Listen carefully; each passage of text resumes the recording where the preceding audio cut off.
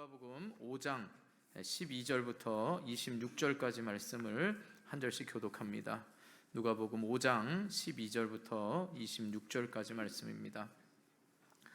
예수께서 한 동네에 계실 때에 온몸에 나병 들린 사람이 있어 예수를 보고 엎드려 구하여 이르되 주여 원하시면 나를 깨끗하게 하실 수 있나이다 하니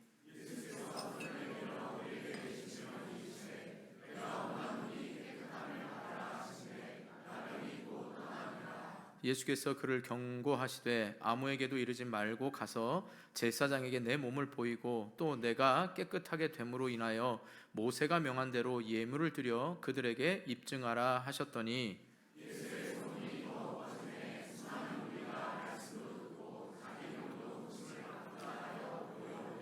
예수는 물러가사 한적한 곳에서 기도하시니라.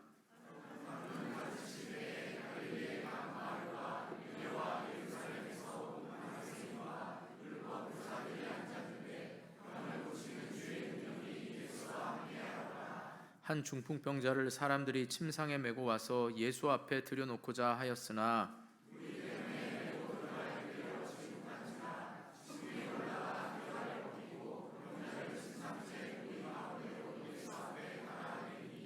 예수께서 그들의 믿음을 보시고 이르시되 이 사람아 내 죄 사함을 받았느니라 하시니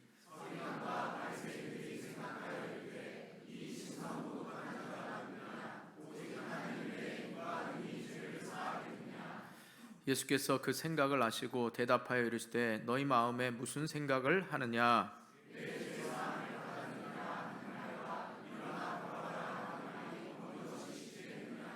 그러나 인자가 땅에서 죄를 사하는 권세가 있는 줄을 너희로 알게 하리라 하시고 중풍병자에게 말씀하시되 내가 내게 이르노니 일어나 내 침상을 가지고 집으로 가라 하시매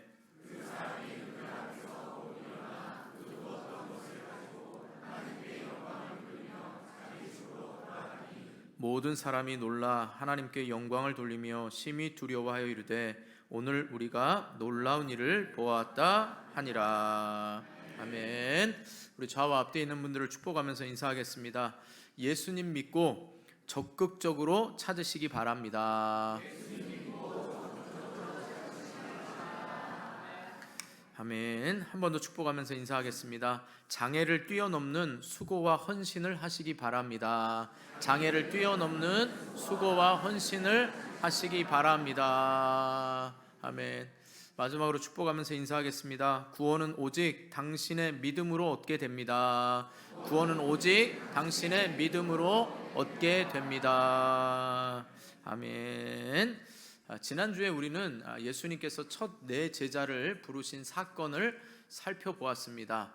오늘 본문은 크게 두 가지 내용으로 나눌 수 있는데 먼저 12절에서 16절까지는 나병 들린 사람을 고치신 예수님을 말씀하고 있습니다.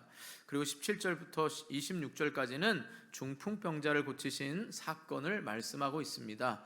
자, 개별의 사건을 또 우리가 보면서 은혜도 받을 수 있지만 저에게 하나님 주시는 마음은 우리가 첫 네 제자를 부르신 사건 이전에 예수님께서 각종 질병을 고치신 사건을 우리가 살펴보았습니다. 심령이 가난해야 되고 또 여러 가지 우리가 그 상황들을 살펴보았습니다. 그리고 예수님께서 첫 네 제자를 부르십니다. 그 부름 받은 제자는 은혜지요. 과거에 그리스나 또 중동 지방에서는 어떻게 했냐? 스승이 제자를 부르는 게 아니라 제자가 스승을 쫓아가서 제자가 되고 싶어 했는데 예수님은 제자를 부르신 것입니다. 그래서 저는 목회적 마음으로 우리 성도들에게 하나님 누구에게는 찾아와 주시고 왜 나에게는 찾아오시지 않냐 라는 이러한 간절한 마음 가운데 주님은 언제나 우리가 찾아오시지 않았다고 해서 우리를 안 만나 주시는 게 아니라 주님을 찾고자 하는 자들에게 만나 주시는 분을 잊지 마시기 바랍니다. 지난주에 누구에게 제자들에게는 찾아오신 예수님이 아니 어느 가정과 어느 사업장에는 찾아오신 예수님이 왜 우리 가정과 우리 사업장에는 찾아오시지 않았냐 이렇게 물을 때에 거기에서 낙심하지 말고 그러면 저와 여러분이 언제나 찾는 자에게 만나 주시는 예수님을 힘써 찾을 수 있기를 주님의 이름으로 축복합니다. 자, 그런데 우리가 공생애에, 예수님의 공생애를 통해 잊지 말아야 될 건 뭐냐? 모든 사건과 이 중심의 주인공은 바로 예수님이시라는 걸 잊으면 안 됩니다. 그래서 아마도 제가 이제 제목을 붙일 때마다 이제 예수님이 꼭 들어갈지 모르겠습니다. 아마 자세히 살펴봐서 안 들어가면 안 들어갔다 이렇게 한번 여러분이 찾아보시면 됩니다. 그래서 지난주에는 첫 내 제자를 찾아오신 예수님, 그전에는 각종 질병을 고치신 예수님, 오늘은 찾는 자에게 만나주시는 예수님, 다음 주에는 이제 뭐가 될지 제목은 모르겠지만 이제 마태라고 하는 세리를 찾아오신 예수님, 죄인을 찾아오신 예수님, 세리를 찾아오신 예수님, 어떻게 될지는 모르겠습니다. 자, 어쨌든 여러분 모든 이야기의 주인공은 예수님이라는 겁니다. 왜냐하면 오늘 말씀에도 예수님께 찾아온 나병 환자나 또 중풍병자와 그의 친구들이 아무리 믿음이 있어도 예수님께서 그들의 필요를 채워주시는 분이 아니라면 이 이야기는 허무하게 끝나고 말 것이기 때문인 것입니다. 여러분, 우리 인생에도 우리가 사건의 뭔가의 주인공이고 우리가 뭔가의 사건의 중심에 있는 것이 아니라 예수님이 우리의 인생의 주인이시고 우리의 삶을 이끌어 가시는 분임을 인정할 수 있기를 주님의 이름으로 축원합니다. 이게 굉장히 예수님의 공생애와 복음서를 보면서 우리 인생에도 다시 한번 이 땅에 저와 여러분의 죄를 대신하여 십자가에 죽으신 그분이 우리 인생의 주인이 된다는 게 바로 우리가 거듭났다라는 증거입니다. 그래서 우리 삶이 예수님으로 인하여 거듭났다는 건, 다시 태어났다는 건 뭐냐? 그저 내가 단순히 결심했어, 이 정도에 그치는 게 아니라 내 인생의 주인이 나로부터 이젠 주님, 예수님으로부터 바뀌는 것이 바로 거듭남이라는 걸 깨달으시기 바랍니다. 우리가 이 사건을 통하여, 이 두 가지 사건을 통해서 찾는 자에게 만나주시는 예수님을 살펴보면서 우리 은혜를 나누려고 합니다. 먼저 적극적으로 예수님을 주님으로 믿고 찾는 자가 예수님의 은혜를 입게 됩니다. 다시 말씀드립니다. 예수님을 주님으로 믿고 적극적으로 찾는 자에게 만나 주시는 분이십니다. 별로 여러분은 흔해서 그렇지 않지만 적극적이라는 말이 오늘 본문에 보면 생명을 걸고 찾는 겁니다. 여러분, 또 생명을 걸고 너무 이렇게 극단적으로 얘기하면 약간 좀 거리감이 있잖아요. 대답 안 하시기로 오늘 날이 좀 거시기 하죠. 그러니까 적극적으로, 그 적극적인 것은 바로 생명을 걸고 본문에서는 찾고 있다는 걸 여러분 아셔야 됩니다. 자, 12절에서 13절 보시기 바랍니다. 본문 12절 13절 시작.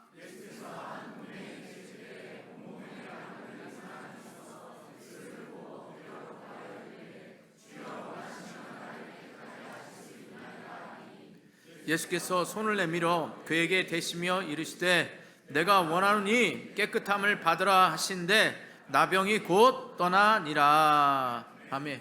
우리 평소에 성경을 읽지 않고 들음으로써 나는 성경을 매일 읽고 있다 하시는 분들조차 여러분 좀 성경을 살아있는 말씀을 힘있게 좀 선포할 수 있기를 바랍니다. 가끔 저도 이렇게 강대상에 서서 여러분들 딱 볼 때 오늘 처음 오신 분이나 좀 우리 성도들이 더 많으면 편안한데 그렇지 않으면 약간 이렇게 날씨가 이러면 제 톤이 올라갑니다. 그리고 여러분이 막 들떠 있으면 어떻게 해요? 제가 좀 차분히 가라앉힙니다. 다 막 어디 떠나려는 준비를 하고 계시는 것, 그런 분위기인데 오늘은 그렇지 않고 아주 차분하신 것 같아요. 휴일도 잘 즐겁게 지내시고 오늘 또 지나면 내일부터 어떻게 출근하나 이런 염려가 있으신 것 같은데 걱정하지 마시고 주님의 은혜를 받고 보냄받은 자로서 내일 또 하나님께서 맡겨준 그 자리에서 사명 감당하시고 구별된 성도로서 살아갈 수 있기를 주님의 이름으로 축복합니다. 자, 원래 나병 환자들은요 하나님으로부터 버림받은 죄인들로 규정되어 있습니다. 그래서 민수기 13장 11절이나 역대하 26장 19절에 보면 나병 자체가 하나님께로부터 버림받았다 이렇게 생각을 했습니다. 그래서 일반인들과는 멀리 성문 밖이나 그 주변 변경 지방 또 사람 왕래가 적은 한적한 곳에 격리되어서 살았던 것입니다. 그리고 일반 사람들에게 함부로 접근할 수도 없었습니다.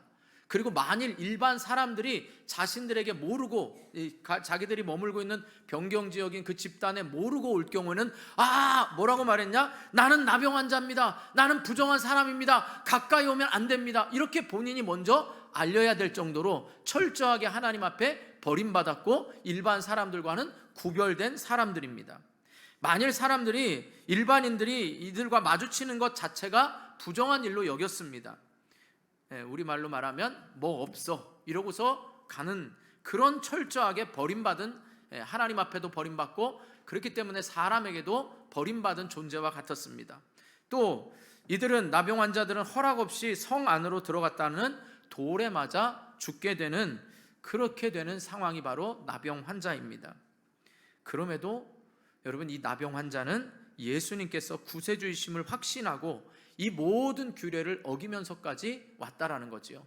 다시 말하면 목숨 걸고 온 겁니다. 여러분, 우리가 겉으로 표시 안 나는 병이 있습니다. 가장 여러분 표시 안 나는 병들 뭐가 있을까요? 겉으로 지금 허리 아프신 분들, 허리 아프다고 말해도 잘 표 안 나죠. 이명증도 그렇고 여러 가지가 있잖아요. 그런데 여러분, 예수님께 다가와서 옷자락만 만져도 낫겠다는, 몇 년 동안 혈루증을 앓고 있었죠? 38년은 베데스다의 연못입니다. 그렇게 여인을 심하게 앓고 12년 12의 혈루증으로 앓고 있던, 가끔 이런 퀴즈가 또 여러분으로 하여금 즐겁게 할 수가 있어요. 자, 12의 혈루증 앓고 있던 이 여인이 어떻게 해요? 표가 안 나는 거였습니다. 그러니까 돌아다니더라도 여러분 어떻게 해요? 사람들에게 돌을 던짐받지 않습니다. 그래서 사람들이 눈치채지 못하도록 어떻게 해요? 조용히 와서 예수님의 옷자락을 만지려고 했습니다. 그런데 여러분, 나병은 다른 겁니다. 표가 나는 병입니다. 그리고 격리되어 있는 병입니다. 그런데 여러분, 지금 예수님의 소문이 어떻게 해요? 각종 병을 고치고 예수님이 제자를 부르니 적어도 내 제자가 둘러싸여 있고 각종 병 고쳤던 사람들이 주위에 둘러 있는데, 표가 나는, 병으로 표가 나는 사람이 예수님 곁에 온다? 돌에 맞아 죽을 각오를 하고 온 겁니다. 그러니까 여러분, 아무것도 아니라고 생각하지 말고 이 절실함을 한번 생각해 보세요. 제가 서두에 말씀드린 대로, 아니 왜 우리 가정과 왜 나에게는, 우리 사업장에는 예수님이 찾아오시지 않냐? 누구에게는 은혜를 베풀고 누구에게는 은혜를 베풀지 않냐? 여러분, 이런 마음 가운데 목회자의 심정으로 주님이 나를 안 찾아오셨다면 우리가 찾아가면 되는 것입니다.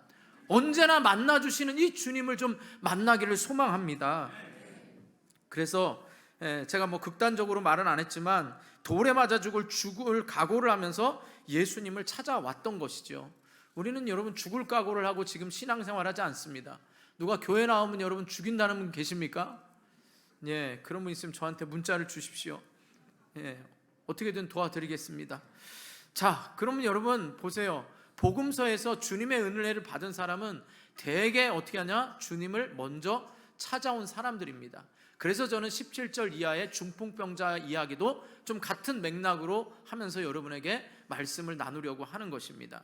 자, 신명기 4장 29절 한번 보시죠. 시작.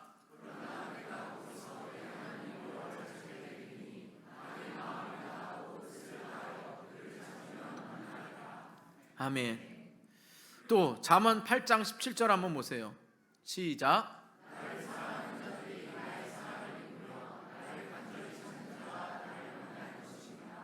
아멘.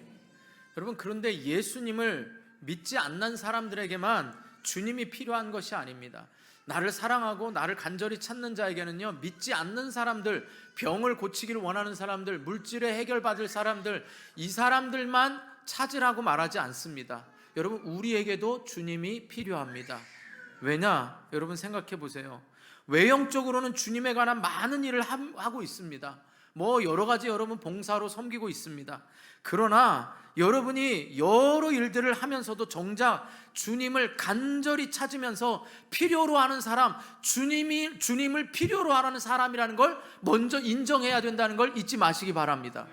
나는 이미 주님을 믿기 때문에 주님이 안 필요한 게 아니라 그 주님이 나를 붙들지 않고 내 생각과 내 어떤 눈으로 보여지는 것과 귀로 들려지는 것, 내 발걸음으로 가는 곳에 주님이 내 눈을 가리워주거나 내 귀를 닫거나 내 발걸음을 멈춰주지 않으면 안 된다라는 늘 주님이 필요함을 깨달으시기 바랍니다. 그렇지 않으면 내 안에 어떤 게 올라옵니까?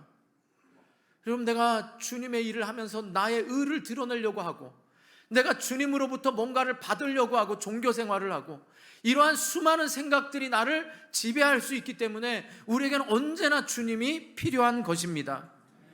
그렇기 때문에 주님께 대한 사랑이 식으면 바로 열심도 식습니다. 주님을 만나지 않으면 여러분 우리의 열심은 자기의 열심이 됩니다. 그러면 신앙생활도 멈추게 됩니다. 그리고 주님을 섬기는 생활에도 점점 멀어지고 신앙생활이 점점점 여러분 속된 말로 재미가 없습니다. 여러분 묻겠습니다. 여러분 신앙생활 요즘 재밌으십니까?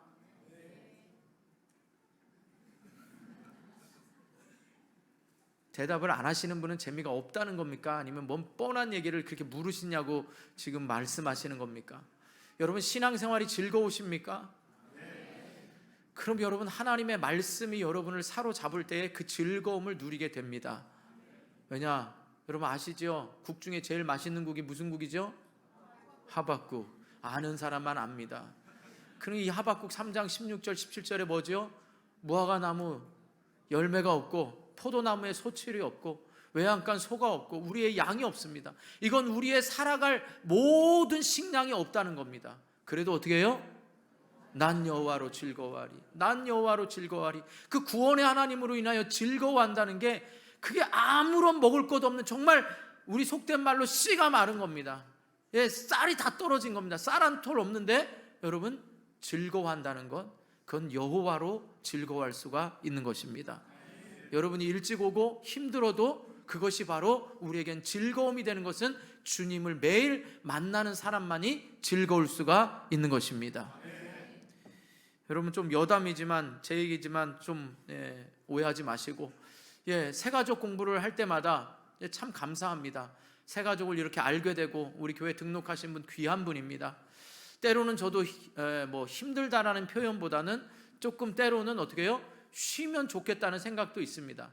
왜? 제자훈련도 방학이고 셀도 방학인데 새가족만 방학이 없습니다.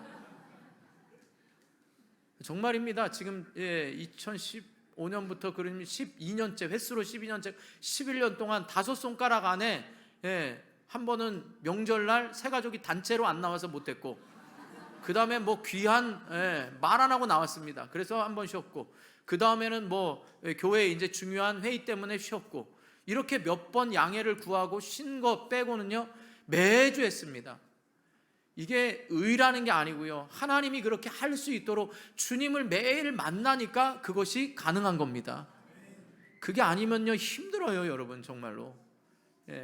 다른 얘기 하려고 그러는 거 아닙니다. 또 얘기하면서 여러분 우리가 9월 달에 8시, 10시, 12시 예배 되니까 벌써 걱정하는 분들이 많습니다. 주님을 만나면 괜찮습니다. 근데 주님이 없으면 힘듭니다. 여러분 우리는 항상 위의 것을 소망할 때 주님을 사랑함으로 열심을 내는 사람들을 우리는 바라봐야 됩니다. 주일마다 저는 아침에 라이브로 기독교 TV를 들으면서 우리 집안에 말씀과 찬양을 먼저 듣습니다. 그러면 여러분 새벽 7시에 드리는데 그 찬양대와 모든 성도들이 어쩜 그렇게 정말 팔팔하고 행복하게 찬양합니다. 근데 우리는 어떻습니까? 우리도 그렇습니다. 왜? 부러우면 지는 거잖아요. 우리도 행복합니다. 안 그래요? 오늘 찬양대 우울해 보였습니까? 주님보다 앞서기 때문에 어떻게 좀 화나세요? 아니잖아요. 여러분 우리 교회 나오는 분들도 얼굴이 엄청 밝고 좋습니다. 중요한 건 뭐냐? 여러분 나병 환자는 주님의 정체를 올바로 알고 찾았다는 거지요. 오늘 여러분이 오실 때에 바로 그 주님, 나를 구원하실 그 주님을 알고 찾아야 됩니다. 혹시라도 우리 교회 밥이 맛있다, 1,000원인데 맛있다 소문 듣고 오신 분들도 주님을 만날 수 있기를 축복합니다. 우리 교회 쉐키나와 할렐루야 찬양대 너무 찬양이 아름답고 좋다, 그리고 우리 교회 가면 시원하다, 그러더라도 여러분 우리는 주님을 바로 알고 찾아야 되는 것입니다. 목숨 걸고 찾는 일은 세상의 엉뚱한 곳에 찾는 게 아니라 바로 나의 생명의 구원자가 유일한 예수 그리스도이기 때문에 그래서 열심을 품어야 되는 것입니다. 여러분 나병 환자가 주님을 찾을 때는 어떻게 해요? 목숨 걸고 왔는데 뭐라고 찾았습니까? 이분이 나를 고칠 수 있는 의사이기 때문에 온 게 아닙니다. 예수님을 주님이라고 불렀습니다. 이 퀴리에라는 말은 직역하면 주인님입니다. 내 인생의 주인님으로 부른 겁니다. 그래서 나병 환자는 메시아이신 예수님 앞에서 겸손할 수 있어서 엎드려서 여러분 절했습니다. 그러면서 그 소문을 다 듣고, 여러분 소문을, 믿음은 들음에서 나는데 그 소문을 듣고 믿음이 생긴 겁니다. 그래서 엎드려 절하면서 나를 고쳐주소서 이렇게 말하는 게 아니라 주님이 원하시면이라고 말합니다. 왜? 자기가 죄인됨을 알기 때문에. 여러분 이렇게 생각해 보세요. 나병은 아까 뭐예요? 하나님으로부터 버림받은 겁니다.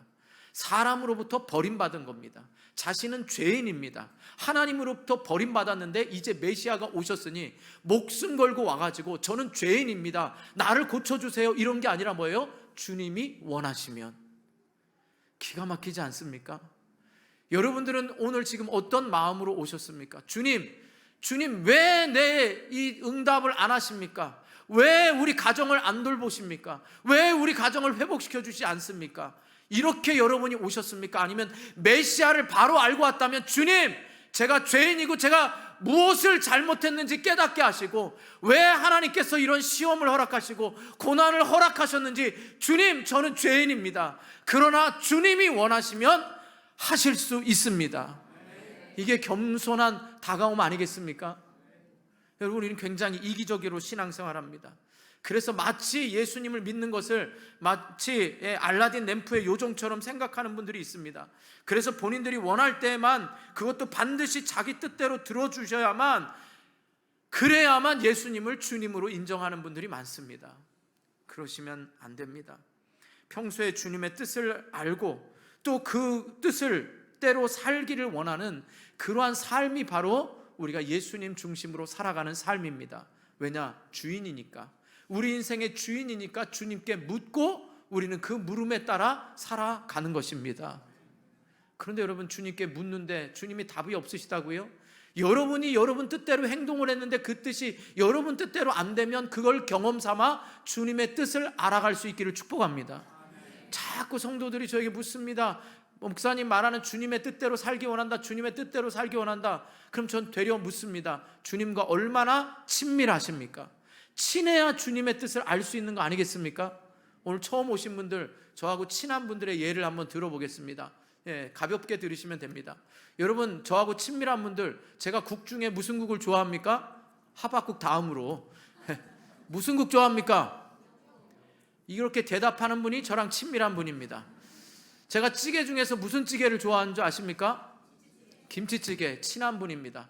밥 중에는 무슨 밥 좋아하는지 아십니까? 뭐 곤드레밥, 여러 밥 있지만 비빔밥입니다. 이게 서로 알고 친밀한 겁니다. 그럼 제가 또 묻습니다. 여러분 제가 미국 생활을 7년 했습니다. 뭐 여러 가지 커피, 각종 커피를 먹어봤습니다. 제가 커피를 좋아할까요? 안 좋아할까요? 이 사람이 친한 사람입니다. 물어봐야지요. 여러분이 커피 대접을 한 번이라도 해봐야 알지요. 그게 주님 앞에 여러분들이 주님 이게 기뻐하는 거죠, 주님 이게 주님 뜻이죠, 물어보고 경험을 통해서 주님을 알아가는 것입니다. 그리고 우리가 다 어떻게 주님을 안다고 말할 수가 있겠습니까? 주님의 높고 위대하심과 깊으신 뜻을 우리의 짧은 생각으로 어떻게 다 압니까? 그러니까 우리는 주님이 원하시면 이 뜻을 행해달라고 말해야 되는 것입니다. 때로는 저도 저의 뜻을 고백할 때가 있습니다. 그때 늘 주님에 맡깁니다. 어쩔 때는 급한데 주님 빨리 답을 주셔야 되는, 안 주실 때 저는 제 뜻을 접습니다. 그러면 주님 뜻대로 갑니다. 어느 목사님의 주중에 이 간증을 듣고 참 도전을 많이 받았습니다. 이제 사회자가 묻습니다. 목사님 기도 제목, 앞으로의 기도 제목이 뭡니까? 저는 기도 제목이 없습니다. 왜냐하면 지금까지 제 인생은 하나님의 선하신 뜻대로 인도해서 제 뜻대로 기도한들 주님의 선하신 뜻이 이루어지는 것이 기도 제목이었습니다. 여러분 굉장히 고차원적이지 않습니까? 여러분 나름대로 다 계획 갖고 계시지요. 그 뜻이 주님이 원하시면 고쳐주십사 하는 주님의 뜻에 전적으로 맡길 수 있기를 주님의 이름으로 축원합니다. 바로 나병 환자처럼 주님에 대한 바른 믿음을 가지고 주님 앞에 나와서 주님의 뜻을 먼저 구하고, 어떤 상황에서도 여러분 적극적으로 표시나는 거 아니겠습니까? 표시나는 병에 돌에 맞아 죽을지언정 주님만이 해결할 수 있다고 했으면 날 살려달라고, 날 구원해달라고. 물론 이제 예수님의 공생애 가운데 그런 분들도 있습니다. 그러나 적어도 이 나병 환자를 통하여서는 여러분 뭐예요? 주님의 뜻을 물었다는 것을 꼭 잊지 마시기를 주님의 이름으로 축원합니다. 두 번째로 예수님께 나아가는 데에는요, 어떠한 장애도 뛰어넘는 수고와 헌신을 해야 된다는 걸 잊지 마시기 바랍니다. 다시 말씀드립니다. 예수님께 나아가는 데는요, 어떠한 장애도 뛰어넘는 수고와 헌신을 해야 됩니다. 우리 18절에서 19절 읽어보겠습니다. 18절 19절 시작.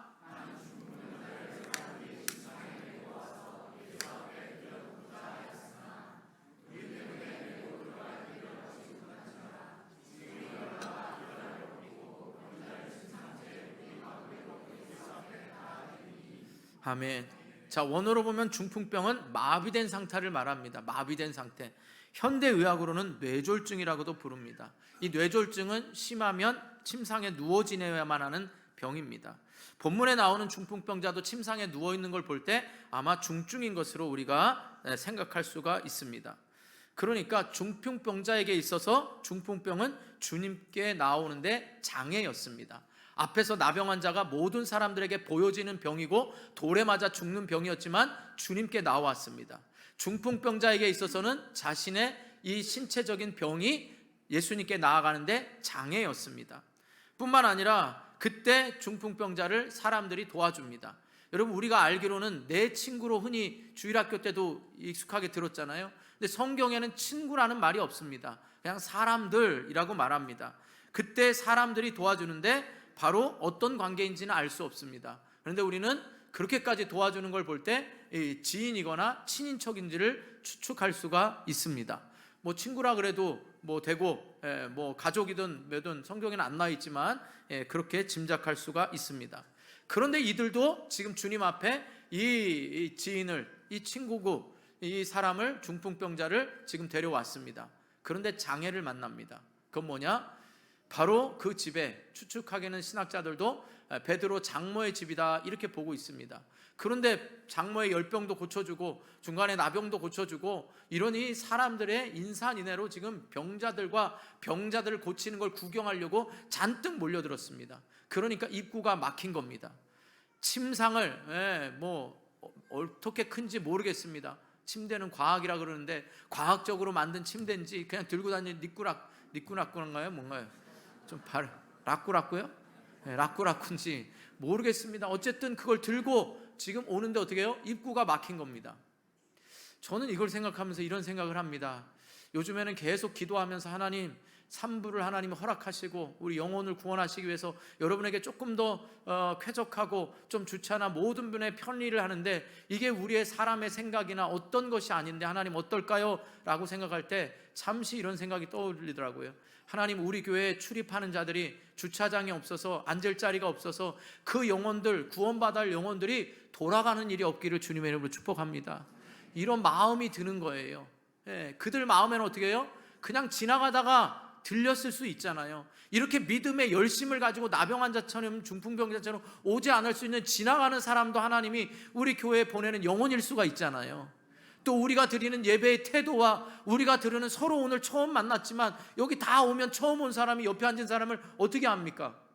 이 교회 성도라고 생각하는데 인사하라 그러는데 째려보고, 이게 뭐 분위기가 이건 텅 비어있고 다 어둡고 답도 안 하고 이러면 이 교회는 굉장히 영적으로 침체된 교회다 이럴 수 있지 않겠습니까?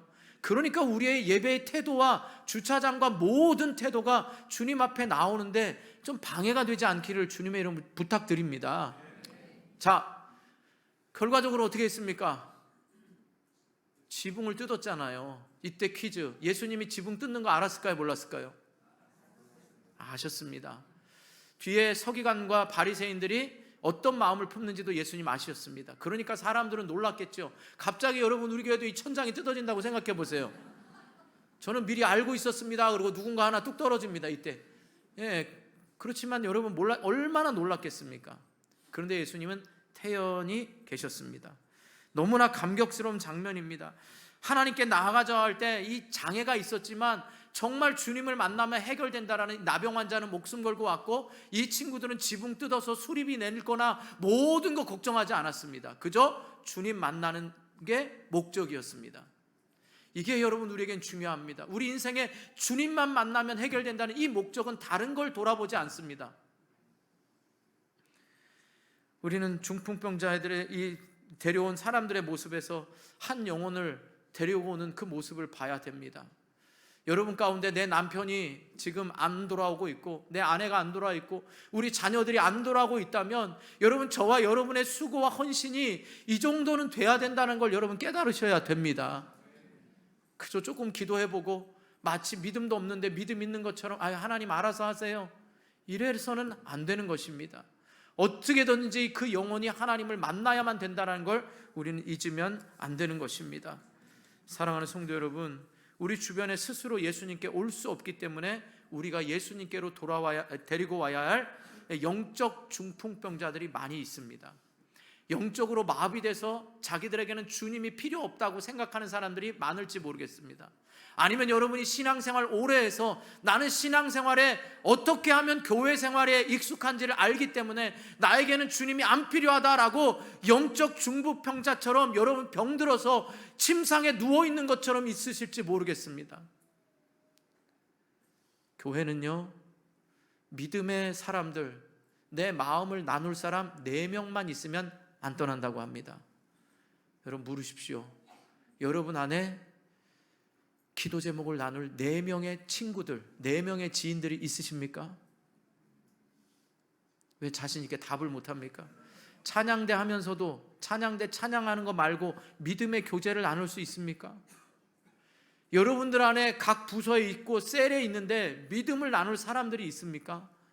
그러면 그 사람이 낙심되고 힘들어서 영적 중풍병에 걸렸을 때 우리 주변의 사람들이 데리고 가서 그 사람을 예수 만나는 일에 이들의 열심의 수고를 통해서라도 그 사람이 예수를 만나게 됩니다.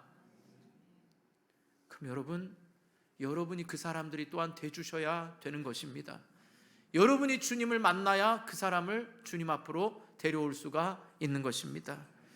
이 일에 우리 교회가, 이 이웃들이, 이 주변의 사람들이 예수 믿고 영혼의 잘됨같이 범사가 잘되고 감건하는 이 복을, 저와 여러분이 누리고 있는 이 은혜와 복들을 우리 주변 사람들이 누릴 수 있도록 우리가 수고하고 헌신하는 것이 바로 일부 예배를 드리며 수고하고 헌신하는 것입니다.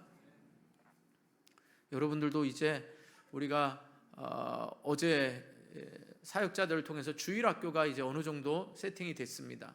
이제 오늘 당회원들이 모여가지고 이제 예배의 최종적인 우리가 준비를 하며 각 위원회별로 방향들을 제시할 겁니다. 그리고 이제 8월이 되면 여러분들에게도 물을 겁니다. 여러분들은 어느 예배를 선호하십니까? 이럴 때 거기에 따라 지혜를 모아야 됩니다. 이 모든 것들은 다 뭐냐? 한 영혼이 왔다가 우리 때문에 돌아가지 않도록 하기 위한 영혼을 사랑하는 마음으로 여러분들이 꼭 참여해 주시기를 부탁을 드립니다. 우리의 생명 축제하는 것, 행복 축제하는 것도 제목이 동행입니다. 믿지 않는 사람들과 천국을 향해 가는 아름다운 동행을 여러분들 같이 해 주시기 바랍니다. 여러분 가운데 홈페이지 관리하는 분들, 모든 분들 이게 다 필요합니다. 이제 8월에 여러분들 뽑을 때 좀 여러분들이 일상에서 정말 잘하고 계시는 일들을 하나님 나라와 의를 위하, 또 죽어가는 영혼을 살리는 일에 여러분이 동참해 주시기를 부탁을 드립니다. 주님의 이름으로 부탁드리는데 여기 한 몇십 명만 아멘하고 다른 분은 안 하는 거 보니, 그러면 여러분 예배라도 나와서 하나님을 온전히 예배하는 자로 여러분이 그 갈망하는 마음에 하나님의 은혜 베푸시기를 주님의 이름으로 축원합니다. 마지막으로 예수님을 찾는 목적이 뭐냐? 바로 죄 사함의 구원을 받기 위함을 잊으면 안 됩니다. 예수님을 간절히 찾는 목적이 죄 사함을 받기 위한 목적인 것입니다. 그리고 바로 그 구원은, 죄 사함은 오직 자신의 믿음으로 받을 수 있다는 걸 깨달으시기 바랍니다. 우리의 주님을 찾는 목적은 죄 사함입니다. 죄 사함 받은 사람은 늘 이 죄인됨의 이 모습을 주님 앞에 드러내놓고 그것을 믿음으로 다시 한번 확인하는 것입니다. 우리 20절 한번 보시기 바랍니다. 20절 시작.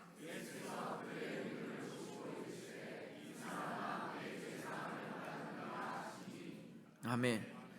여러분, 열심은 네 사람의 수고가 열심히 있습니다. 나병 환자도 열심으로 왔습니다. 그러나 결국은 나병 환자도 주님을 주라고 부른 것처럼 이 네 명의 사람들, 또 중풍병자에게는 믿음이 바로 그들을 구원하는 것입니다. 그런데 여러분 한번 생각해 보세요. 열심을 가지고 왔습니다. 믿음을 가지고 왔습니다. 그런데 예수님이 뭐예요? 동문서답하는 답을 하십니다. 네 죄사함을 받았느니라. 아니, 우리는 아파서 왔다고요. 지금 죽을 고생하고 이 천장 뚫어진 거 이거 수리도 해줘야 되고 지금 앞뒤 재지 않고 이게 마지막이다 생각하고 왔습니다. 여러분 삶에 주님이 우리 경제적인 문제를 해결해야 되고 지금 내 앞에 놓여있는 많은 이런 문제들이 있는데 하나님 우리 자녀를 위하여, 우리 자녀가 너무 지금 힘들게 있습니다. 우리 자녀가 학폭에 연루됐고요, 내가 지금 병들어 있고요, 우리 부모가 암에 있고요, 너무나 힘든 가운데 있는데 주님은 동문서답처럼 네 죄사함을 받았느니라 이렇게 말씀하시면 여러분은 어떻습니까? 아멘하고 좋아하시겠습니까? 아니요, 그거 말고요, 지금 이 문제 해결해 주세요. 이게 더 급한 문제 아닙니까? 그런데 주님은 죄사함을 먼저 말씀하십니다. 그래서 나중에 이 속으로 생각하고 있는 이 참나마도다, 어떻게 죄사함을 말하느냐, 하나님 아니시고는 누가 죄사함을 말할 수 있겠느냐, 이런 바리새인과 서기관들을 향하여서 일어나 걸어가라는 것보다 죄사함이 어떤 게 쉽냐 이렇게 말씀하십니다. 그 이유는 뭘까요? 여러분, 죄사함의 권세는 분명히 24절에 이것은 하나님이시기 때문에, 메시아이기 때문에 죄사하는 권세가 있음을 알게 하려는도 있지만 병을 낫게 하는 것은 선지자들도 지금 다 했던 일입니다. 그러니까 예수님은 병 고치러 온 게 목적이 아니라 죄사함이 목적인 겁니다. 그럼 저와 여러분이 예수님께 떡 구하러 오고 다른 거 구하러 오고 외적인 거 구하러 왔지만 예수님은 저와 여러분 안에 있는 본성에 이 죄된 성품인 나는 죄인입니다 라고 말하는 베드로와 같은 그러한 마음으로 저와 여러분이 주님 앞에 서기를 원하는 겁니다. 나는 예수 믿는 자녀라고 하면서, 믿음의 부모라고 하면서 우리 아이들에게 대한 일방적인 이기심과 나는 믿음의 사람이라고 교회를 몇 년 다녔다고 하면서 세상 사람들처럼 추구하는 똑같은 가치관으로 살아가는 저와 여러분에게 주님은 찾아와서 너는 너의 죄 문제부터 해결해라, 이 말이 얼마나 동문서답입니까? 그러나 이게 모든 문제를 해결하는 정답임을 깨달으시기 바랍니다. 죄 문제가 해결되면요, 죽음의 문제가 두렵지 않습니다. 죄 문제가 해결이 되면요, 내가 가난에 처하기도 하고 부하게도 처해야 됐지만 그게 예수 안에 있기 때문에 나는 모든 것을 할 수가 있는 것입니다. 가난에 찌들어 있다고요? 예, 그 얼마나 힘든지 제가 가늠할 수는 없지만 여러분 그 고통을 가벼이 여기는 것도 아닙니다. 여러분이 가난한 가운데도 바울이 말한 것처럼 자족할 수 있는 은혜가 어디서부터 오느냐? 죄 사함을 받으면 그 은혜가 임할 줄 믿습니다. 내가 비록 질병이 있어도, 여러분 아시죠? 잠언에 보면 한쪽 팔이, 눈이 범죄하고 한쪽 팔이 없어도, 한쪽 눈을 가지고 한쪽 팔이 없어도 천국에 들어가는 게 낫는다는 게 바로 죄사함의 은혜를 경험한 사람입니다. 그런데 우리는 항상 뭐예요? 이 땅에서는 부자처럼 살고 싶고 저 천국에서는 나사로처럼 살고 싶은 게 늘 우리 마음 아니겠습니까? 그러나 우리가 주님을 만나면, 이 간절함을 만나면 바로 우리는 이 죄의 문제를 해결해야 됩니다. 이 내 본성의 문제 말입니다. 내 본성의 문제가 늘 우리를 주님 앞으로 나아가는데 가로막습니다. 내 인생의 주인이 주님이 되는데 이 죄성이 늘 가로막히게 되는 것입니다. 그리고 주님께서는 뭐예요? 그들의, 앞서 중요한 게 뭐예요? 그들의 믿음을 보셨다는 겁니다. 여러분, 그들의 믿음, 그럴 때 이게 3인칭, 복수인칭 대명사입니다. 그러니까 우리는 4명의 침상을 들고 온 그들의 믿음만이 아니라 뭐예요? 그 안에 중풍병자의 믿음도 있습니다. 만약에 그렇지 않다면 생각해 보세요. 여러분, 우리 옛날 어른들 그런 말 많이 했습니다. 옛날에는 참 우리 어머니들이 열심이었습니다. 그래서 어떻게 해요? 열심히 교회 가서 기도하고 봉사하고 섬기면 이제 목사님이 신방 가서 아유, 왜 사장님은 안 나오세요? 왜 우리 권사님 열심히 나오신데 얼마나 우리 사장님 위해서 기도하는지 아십니까? 왜 안 나오세요? 이러면 사장님들은 뭐라 그래요? 남편들은 제 아내가 열심히 나가니까 천국 갈 때 저는 제 아내 치맛자락 갖고 붙잡고 가겠다고, 이런 말 들어보셨죠? 또 여러분 간혹 있더라고요. 요즘엔 참 여자분들이 착한지 남편이 예수 믿는데 아내가 안 믿는데 가정의 평화를 위해서 또 믿습니다. 그러면 또 열심히 믿으면서 어떻게 해요? 남편이 열심히 믿으니까 바지가락 잡고서 자기도 천국 갈 거라고. 그게 말이 됩니까? 여러분이 우리 원당교회 안에 있다고 구원 받습니까? 우리는 이게 구원의 통로일 뿐입니다. 믿음은 여러분들이 믿어야 구원을 얻는 것입니다. 그러니까 믿어지는 것이 은혜입니다. 왜냐? 바리새인과 서기관들은 구약에 대해서 너무 잘 알았어요. 메시아가 어떻게 올 거라는 것도 알았어요. 근데 그들은 눈에 보이는, 바로 앞에 눈에 보이는 예수 그리스도를 믿지 않았습니다. 그런데 귀로만 들었던 나병 환자나 중풍병자와 친구들은 귀로만 듣고도 믿음이 있어서 그 모든 난관을 헤치고 주님 만나면 해결된다는 그 은혜로 믿음으로 왔다, 이 말입니다. 제가 감히 저를 믿어보시라 이렇게 말할 수 없습니다. 저를 믿어서도 안 됩니다. 그러나 이 말씀이 들려지는, 이 말씀의 진리를 여러분이 깨닫는 은혜가 있기를 주님의 이름으로 축원합니다. 눈에 보고도 믿음이 없으면, 은혜가 없으면 안 믿어집니다. 제가 지난주에도 말씀드렸죠. 기적을 계속 경험하는 사람은 기적을 봐야만 믿고, 기적이 안 보이면 또 다른 곳에 찾아갑니다. 그러나 말씀에 사로잡힌 사람은 어떻게 해요? 그 말씀을 믿으니까 흔들리지 않고 그 말씀에 순종할 때 기적도 경험하게 되는 것입니다. 그러므로 우리는 다른 누구도 아닌 바로 나 자신이 예수님께 대한 믿음을 가지고 있어야 된다는 걸 잊지 마시기 바랍니다. 누가 열심히 믿는다, 누가 안 믿는다, 이런 거 아닙니다. 여러분 안에서 꼭 우리 교회를 통하여 예수 그리스도가 믿어지는 은혜가 있기를 주님의 이름으로 축원합니다.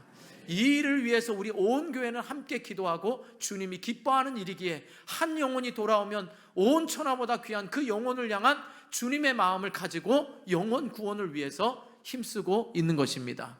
그 영혼을 또 다른 제자를 얻기 위해서 우리는 우리 어깨 위에 제자 삼기 위해서 열심히 훈련을 하고 있는 것입니다.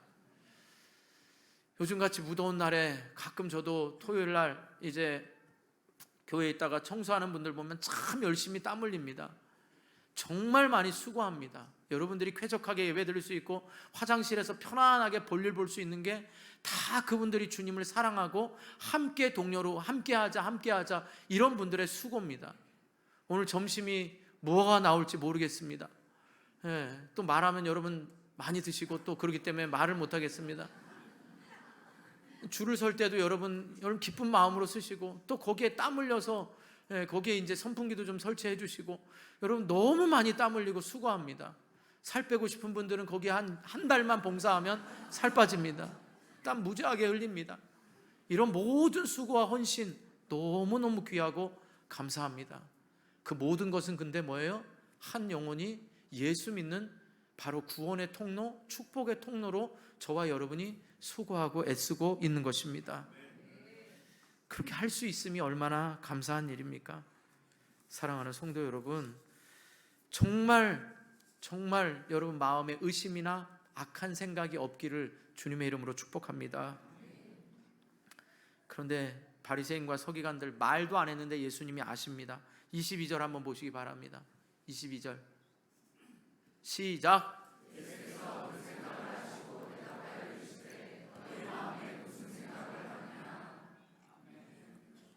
병행 구절인 마태복음 9장 4절에 보면 어찌하여 마음에 악한 생각을 하느냐라고 말씀했습니다. 결국 이들의 생각은 메시아를 영접하는 게 아니라 어떻게 하면 자기의 기득권을 빼앗기지 않기 위해서 예수님을 꼬투리 잡으려고 왔던 것입니다. 혹시 여러분 타 교회나 아니면 이 잘못된 이단에서 오신 분들 꼬투리 잡으려고 오셨다면 옛날 유행어로 합니다. 지구를 떠나거라. 여러분 그러지 마시고 말씀 안에서 여러분이 좀 사심이 바랍니다. 혹시라도 여러분 교회에 어떤 마음으로 오셨습니까? 오늘 지금 오시면서 일부 예배는 그런 얘기 했습니다. 지금 열심히 아마 듣고 계시고 재정부실이고 어디고 이 예배가 끝나면 모든 걸 준비하는 분들, 여러분 마음의 생각을 주님이 아십니다. 지금 빨리 예배 끝나고 어디 가셔야 될 분들, 여러분의 마음 생각 다 아십니다. 우리의 마음과 생각을 다 아신다라는 건 여러분에게 소리는 안 내더라도 간절한 그 주님 앞에 주님, 저는 주님이 필요합니다. 주님만이 나의 치료자입니다. 이 한마디를 주님은 듣고 싶어 하십니다. 오늘 이 자리에 여러분을 부르신 주님의 목적은 회복시키시는 은혜를 베푸시기를 원하십니다. 그 말의 시작은 여러분이 나는 죄인입니다, 내 이 죄 문제를 해결해 달라고, 나의 이 본성적인 이 부분을 해결해 달라고 구하는 것입니다.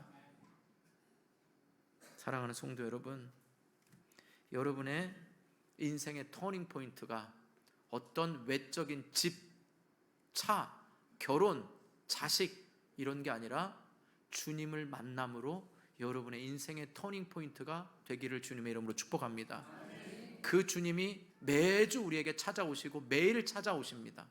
왜 나에게는 찾아오지 않느냐가 아니라 우리가 적극적으로 주님을 찾을 수 있기를 주님의 이름으로 축원합니다. 왜 우리 교회는 은혜를 베푸시지 않냐가 아니라 우리 교회에도 은혜를 베풀어 주시고 출입하는 자들마다, 억지로 온 자들마다 목회적인 심정입니다. 저들이 주님을 간절히 찾지 않을지라도 주님, 저들의 마음에 박차고 들어가서 주님이 주인이 되어 주시옵소서. 이게 목회자의 심정입니다. 이런 은혜가 우리 모두에게 있기를 주님의 이름으로 축원합니다. 축원합니다. 기도하겠습니다. 여러분, 말씀 생각하면서 기도합니다. 하나님, 내 주님이 필요합니다. 나 주님을 적극적으로 찾지 않았습니다. 눈에 보이는 표시 나는 것, 난 교회 몇 년 다니고 중직자이고 뭔데 이게 부끄러워서 나서지 못했던 부분들, 이제 부끄럽지 않게 주님의 일을 하기를 원합니다. 또 내가 누군가를 위하여 헌신하고 수고했던 것, 한 영혼을 위한 헌신과 수고가 되게 해달라고, 내 이름을 내고 내 무엇인가를 자랑하고 내 열심이 아니라 영혼을 살리고 구원하는 일에 기꺼이 헌신하며 수고할 수 있는 마음을 달라고, 우리 다 같이 말씀 생각하면서 주님 한번 부르고 간절히 기도하도록 하겠습니다. 주여